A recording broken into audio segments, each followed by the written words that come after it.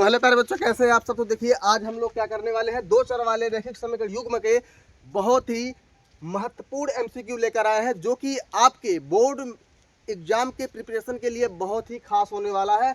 तो ध्यान से देखिए कि अगर इस तरह से अगर एमसीक्यू आपके बोर्ड एग्जाम में आता है तो शांति से देखना है, पढ़ना है और कौन सा ऑप्शन लगाना है, यानी कि कौन ऑप्शन करेक्ट होगा। तो ध्यान से देखिए, पहला वाला क्या दिया है कि दो चर वाले रैखिक समीकरण युग्म के कितने हल होते हैं। तो जल्दी से बताओ कमेंट में इसका आंसर कितना होगा। दो चर वाले रैखिक समीकरण युग्म के कितने हल होते हैं, जल्दी बताओ।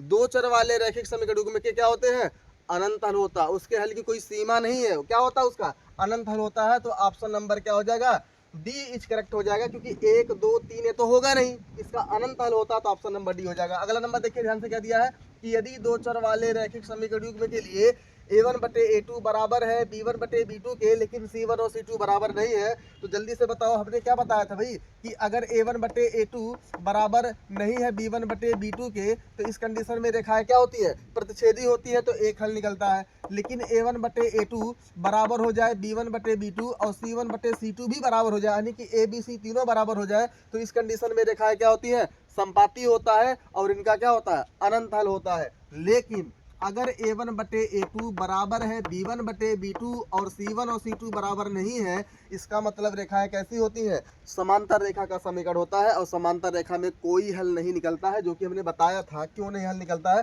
तो यानी कि ऑप्शन नंबर क्या हो जाएगा, ऑप्शन नंबर कौन सा होगा, एक हल नहीं होगा, कोई हल नहीं, यानी कि ऑप्शन नंबर बी इज क्या हो जाएगा, करेक्ट हो जाएगा कि कोई हल नहीं होगा। तीसरा वाला देखिए ध्यान से, दिया है कि समीकरण x प्लस वाई बराबर 4 और x माइनस वाई बराबर 2 का हल क्या होगा, यानी कि x और y का क्या मान होगा। तो x और y का क्या मान होगा, तो समीकरण को लिखो जल्दी से, यानी कि दिया है कि x प्लस वाई बराबर में 4 और x माइनस का y बराबर में 2, इनको हल करके x और y का मान निकाल लो। अब देखो y माइनस का और y प्लस का तो क्या हो जाएगा, ये कट जाएगा, तो x कितना हो जाएगा, 2 हो जाएगा, दोनों को जोड़ने पर। तो 4 2 कितना हो जाएगा, 6। तो x का मान 2 3 6, यानी कि x का मान कितना आ गया, 3। और इसी x का मानवा समीकरण नंबर इसमें रखेंगे, x प्लस वाई बराबर 4 में x का मान 3 रखोगे, 3 इधर आएगा 4 की तरफ, तो क्या हो जाएगा माइनस का 3, यानी कि 4 में से 3 गया क्या निकल जाएगा, y बराबर कितना हो जाएगा 1। यानी कि जिस ऑप्शन में x बराबर 3 y बराबर 1 होगा, वही ऑप्शन क्या हो जाएगा, करेक्ट हो जाएगा। तो x बराबर 3 y बराबर 1 इसमें है, बाकी सब में देखो ध्यान से x बराबर 1 है, y बराबर 3, यानी कि बी सी डी ए वाला ऑप्शन नहीं सही होगा। तो ऑप्शन नंबर सी ए वाला क्या हो जाएगा, option number A is correct हो जाएगा, क्योंकि x बराबर 3 आया है, y बराबर 1 ही इसका हल होगा। दूसरा क्या दिया है कि दो चर वाले रैखिक समीकरण युग्म का सामान्य रूप क्या होता है। तो दो चर वाले रैखिक समीकरण युग्म का सामान्य रूप क्या होता है, जल्दी बताओ। तो दो चर वाले रैखिक समीकरण का मानक रूप पूछा है, तो मानक रूप क्या होता है भाई, ए एक्स प्लस का बी वाई प्लस का सी बराबर क्या होता है, 0 होता है। ए एक्स प्लस का बी वाई और प्लस का सी बराबर में क्या होता है, 0। यही होता है दो चर वाले रैखिक समीकरण का क्या, सामान्य रूप। तो किस ऑप्शन में दिख रहा है भाई, ए एक्स प्लस का बी प्लस का सी वाई बराबर 0। तो ए एक्स प्लस का बी वाई बराबर सी, ये नहीं सही होगा।